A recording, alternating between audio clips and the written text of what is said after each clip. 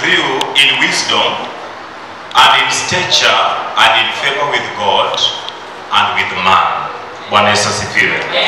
I want to pray for you, Mheshimiwa, and I know that you politicians, you have a lot of challenges. You have a lot of enemies, you have a lot of battles that you fight. But I want to ask God to give you, number one, may the Lord give you wisdom. The Bible says that Jesus, the Son of God, grew in wisdom. You need wisdom as a leader. Today I was teaching about the characteristics of the chosen people.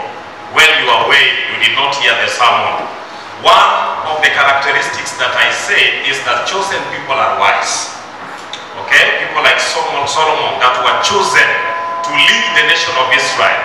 They were full of wisdom because Solomon discovered that as a leader he needed wisdom. So he asked God to give him wisdom. So even Jesus was chosen to come and save the world. And the Bible says that he grew, number one, in wisdom.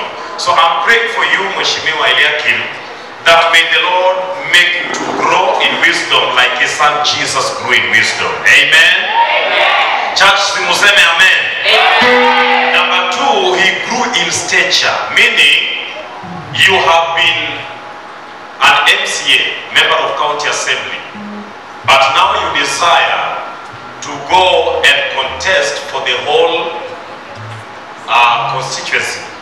So when we say that Jesus grew in stature, it means your capacity, your area of jurisdiction, also the Lord is going to expand.